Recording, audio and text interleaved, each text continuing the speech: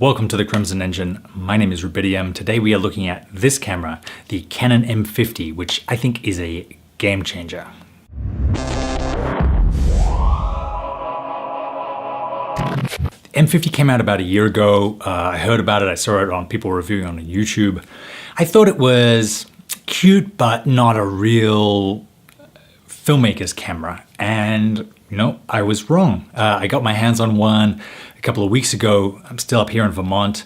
I didn't bring much in the way of film gear, so I thought I would just play around with it and see what I could get. And it turns out that it's absolutely fantastic for a bunch of the stuff I do. I'm able to take really high quality stills on it. The stills are as good, if not better, than my Canon 5D Mark II. I'm able to take really great video on it. It has face-chasing autofocus. It has an external mic, the Rode video mic I'm using right now, that fits into the hot shoe. It has a heap of custom controls. You can change ISO, aperture, and shutter speed, obviously, but then you can also have them on automatic and set ranges where the camera will adjust, but then won't go beyond if you're worried about ISO going too high. It comes with some awesome inbuilt Canon color science. It doesn't have C-Log, C-Log 2, or C-Log 3. It does have the ability to load a picture profile. So I loaded a custom C-Log EOS picture profile from my 5D Mark III, and actually the colors look pretty good. I ended up not shooting with it as much because I ended up using the inbuilt picture profiles more than I used my own custom one, just because it's easier for monitoring.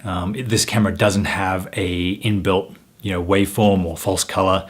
I didn't bring an external monitor to monitor it, but it does have this great flip around screen, which is something the DSLRs don't. I was surprised how good the audio on this thing is. I haven't got the microphone right next to my mouth like I usually do on my C200 videos. It's still really usable. The camera also has, like a lot of mirrorless cameras, a stabilized sensor. What are the downsides?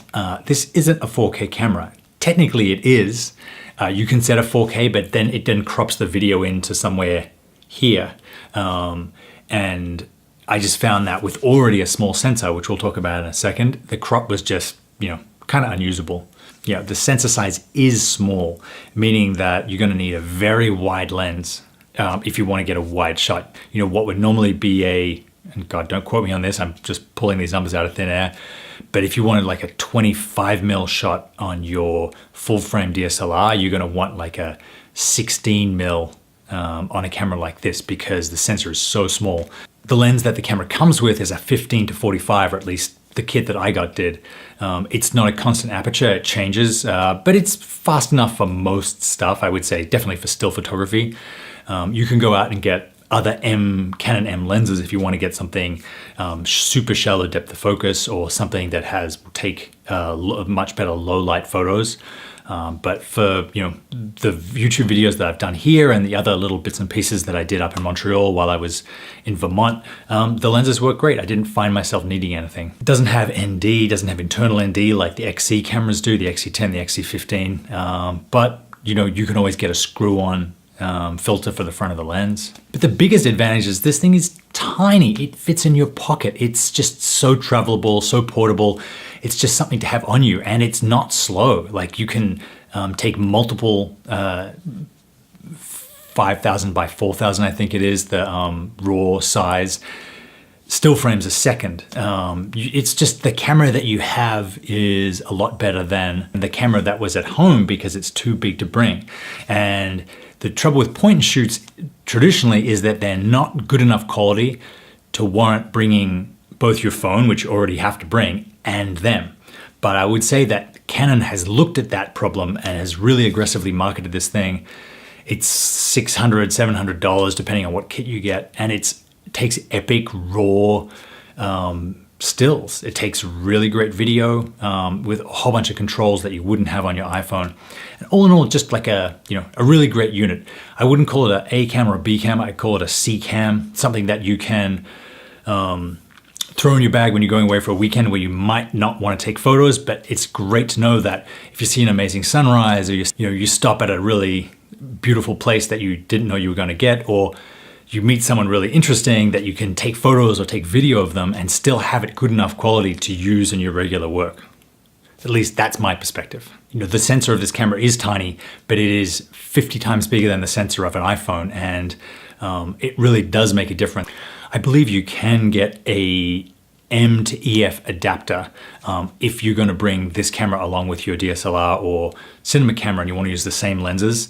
Getting the M50 means getting M lenses, which are a whole different range.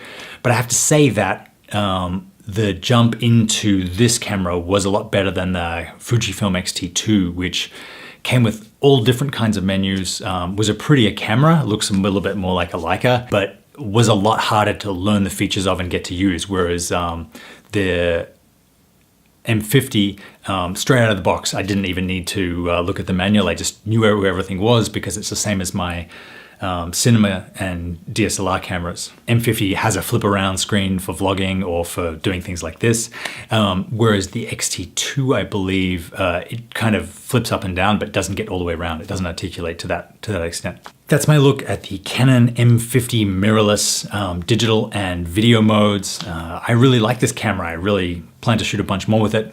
Thanks very much for watching. Leave your questions in the comments and I will see you next time.